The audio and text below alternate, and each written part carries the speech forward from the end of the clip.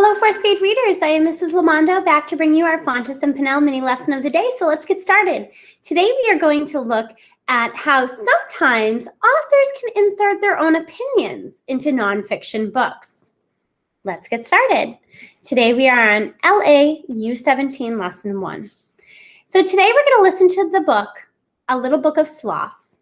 And as we read, I want you to think about how the author feels about sloths.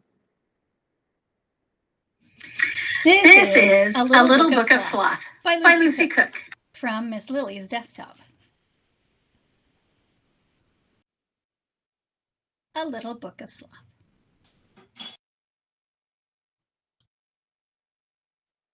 A Little Book of Sloth by Lucy Cook. This is a message from Lucy Cook. I love sloths. I always have. I love their sweet smiles, slow-mo lifestyle, and innate huggability.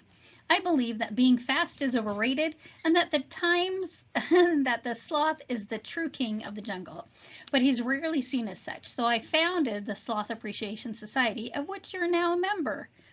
In a sleepy corner of Costa Rica, there's an upside-down world where sloth is a virtue and not a sin. A sanctuary, the first in the world devoted to saving this much maligned animal. Home to 150 orphaned and injured sloths, Slothville is an idle ideal, where the sloth's every whim is catered for by the celebrated sloth whisperer, Judy Arroyo. This book reveals some of the secrets behind the sloth smile and introduces you to a handful of the sanctuary's superstar sloths. I think we have much to learn from their mellow ways. So take a break from the hectic world around you, kick back, relax, and enjoy hanging with the sloths. It all started with Buttercup. Baby Buttercup turned up on Judy's doorstep as a tiny orphan.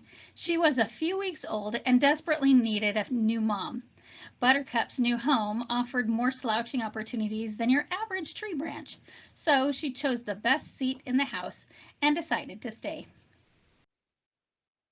2 decades later, wow, 2 decades. Let's see, a decade is 10 years, so 2 decades, that's a long time. 2 decades later, she's still there. Buttercup is the queen of Slothville. She rules over her slumbering empire for her very own wicker throne. As a wise and benevolent leader, her sole decree is that everyone just chill. Word got out that there was a place that cared for sloths in need. And soon, sloths were everywhere. The burgeoning brood brought together 2 families of sloth. They are defined by how many digits they have, but you don't have to count their fingers to tell them apart. On Buttercup's side, the Bradipus, or 3-fingered sloth, is the Muppet with the medieval haircut and Mona Lisa smile.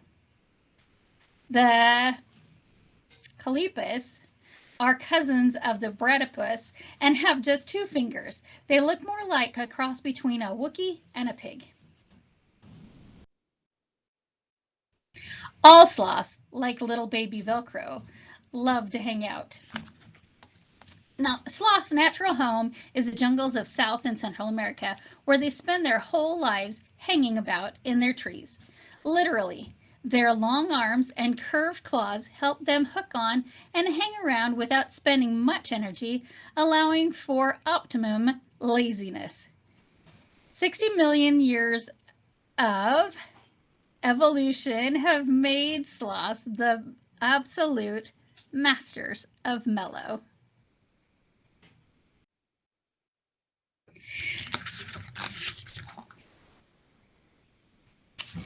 Not only do sloths spend 70% of their time resting, but their nerves may even have evolved to not react to loud noises. So there's no point saying boo to a sloth. They are simply too chilled out to notice.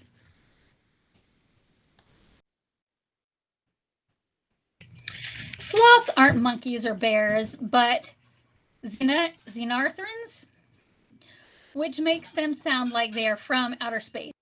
And they have a sci-fi biology to match. For a start, sloths can't control body temperature like other mammals, so they bask in the sun like reptiles to warm up in the morning.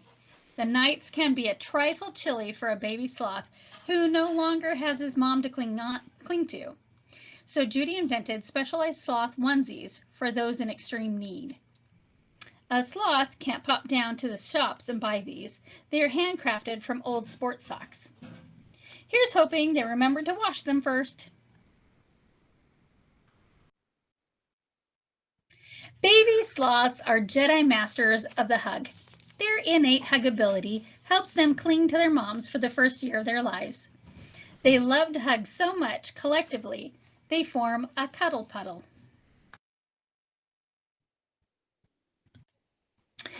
It's important that a baby sloth find just the right snuggle partner, so the orphan babies get stuffies to hug in place of their moms. Mateo was especially fussy with his choice. He tried quite a few before deciding on Mr. Moo. Mateo is so cute. He should come with a public health warning. But don't be fooled by his sweetie pie looks. This sloth has attitude.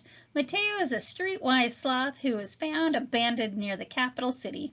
He's a bit of a loner and prefers the soft but silent company of Moo to hanging out with the other sloths.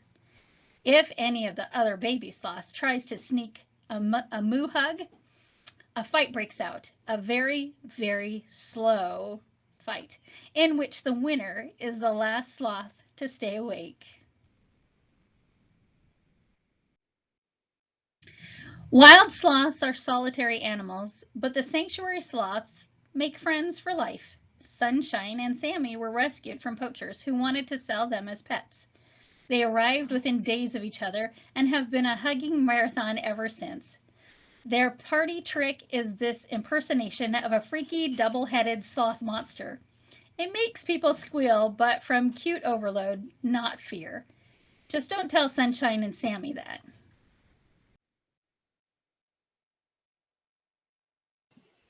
All right, we're going to pause there because I think we have a pretty good idea how the author feels about sloths. We can tell the author loves sloths when the book says things like, I love sloths.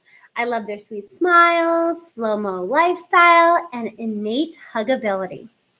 How might this book be different if the author didn't like sloths? I think we'd be reading quite a different book. Oops.